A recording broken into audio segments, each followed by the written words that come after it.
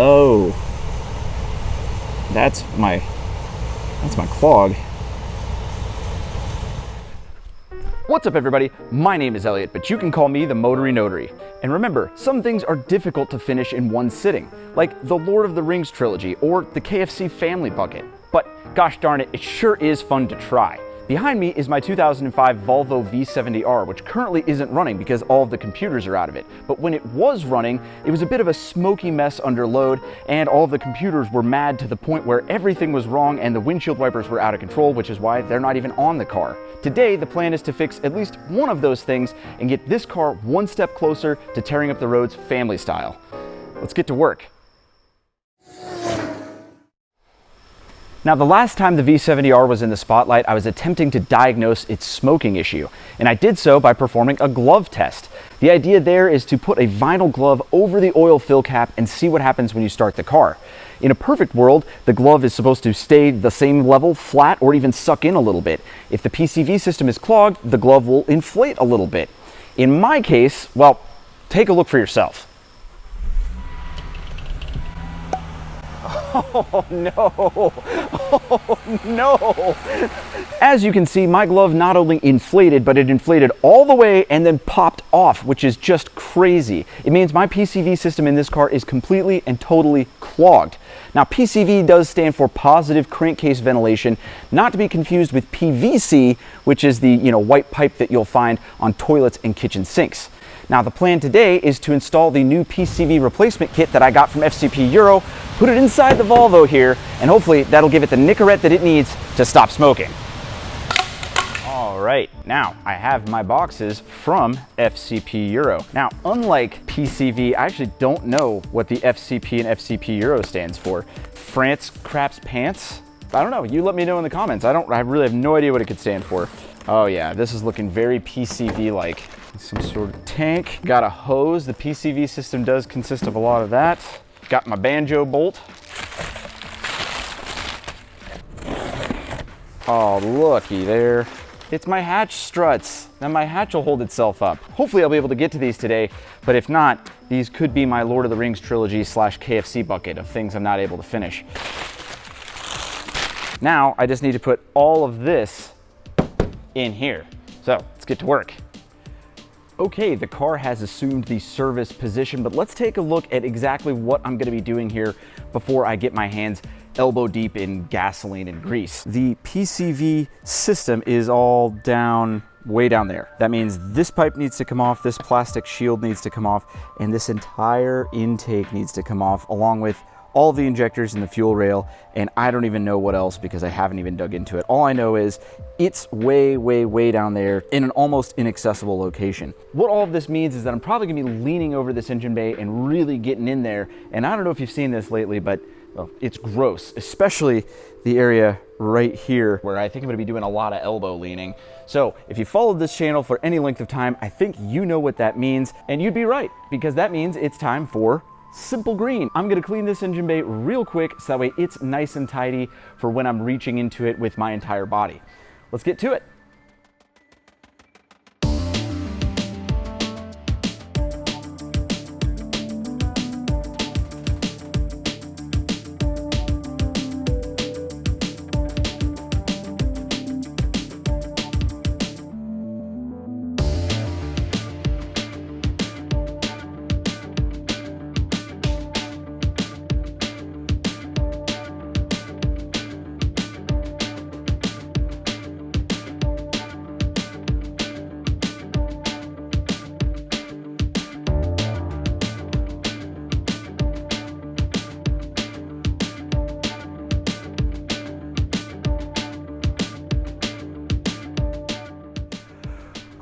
All right, I am so glad that only takes like a minute or two and not the hour that it looks like it takes, but let's look at the final result here. Look how much better it looks. This, you can actually tell, is black, and overall, this just looks like a place you could almost eat off of. All right, now that our working area is all clean, we can finally get to disassembling, and the first step is taking off this big boy pipe. So, time for more time lapse, and I will stop it when we get to the meat of what we're doing.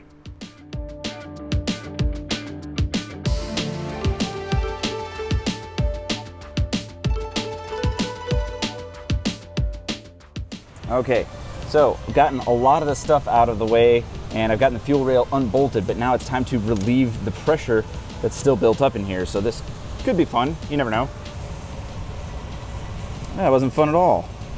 There's no pressure built up in here, probably because I haven't ran the car in like a month. So hopefully there's no more pressure, or at least I'll find out if there is some here in a second. All right.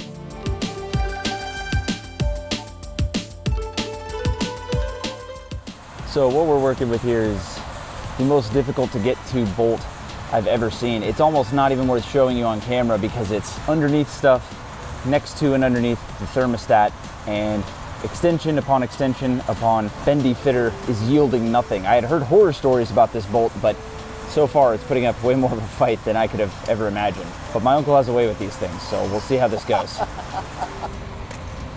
You just get it? I've got about an eighth of a turn. Hey, oh, thank goodness this isn't one of the bolts we have to take out all the way. This comes under the heading of ta-da, man. Okay. There it is. Maybe we can get to it. You win. Man, muscles. Okay, well, after much struggling and a ton of work, I finally got the intake off with the help of my uncle, and now we can see what we're trying to replace. Let's take a look here. As you can see, all the simple greening in the world wasn't gonna help this case down here.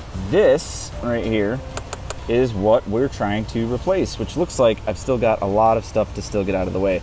But look at how gross and caked with oil these intakes are. That is not supposed to be like that. And all of that in there could probably be a smidge cleaner as well. Although the valves look okay, that's at least good. But in here, got a little oil going on. And in here, oh, got a lot of oil going on in there. Okay, well, next stage is to get Mr. Box off right there and see where to go from there. This is a colossal amount of work considering we haven't even gotten it off yet. And imagine this is probably gonna double because I have to put it all back on. But this is the price you pay for having a good, well-running, non-oil breathing Volvo. So I think it'll all be worth it. Let's keep it.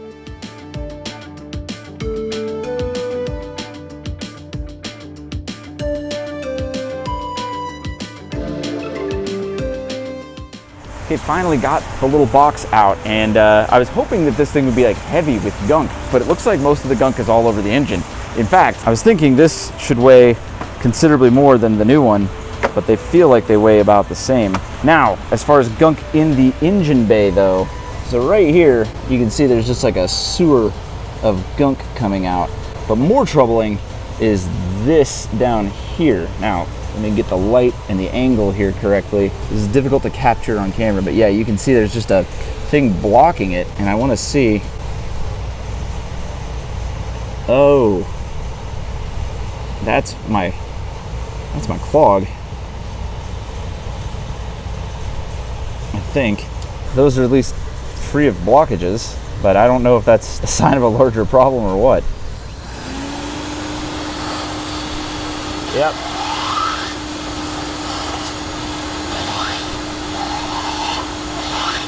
There's oil.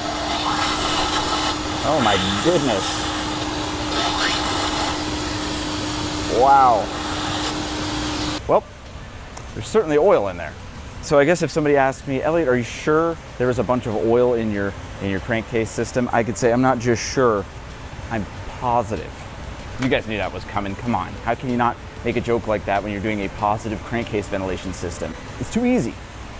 All right, an unfortunate development. We are at a stopping point because we were replacing one of the lines on, well, this right here, and it broke at the neck. So you can see that is the remainder of the hose that was supposed to come all the way off. But it's actually kind of a good thing because this line was completely clogged and I wasn't going to replace it, but now I am. So take a look at this. See that? That's supposed to be open and it is all the way gunked up. Looks like, ugh, I don't even know what that looks like, just like a grill scrapings. But anyway, now I'm waiting for a part from FCP Euro, which will be here in a couple of days. I ordered the fastest shipping possible. But because I don't want to leave you guys empty-handed, what I want to do now is do some exploratory research. And by that, I mean, let's take the old box and cut it open. My dad's got the gloves, so he's gonna be the one to do it.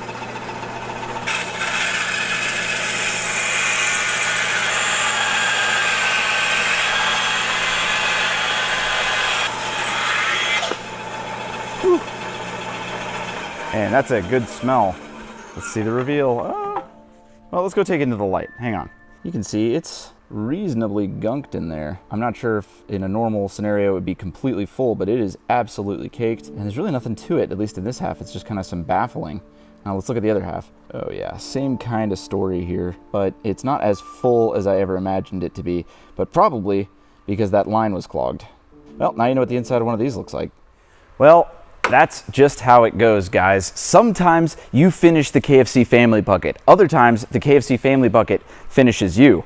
And in the case of my Volvo V70R here, this little tiny plastic clogged artery here was enough to bring this entire project to a grinding halt.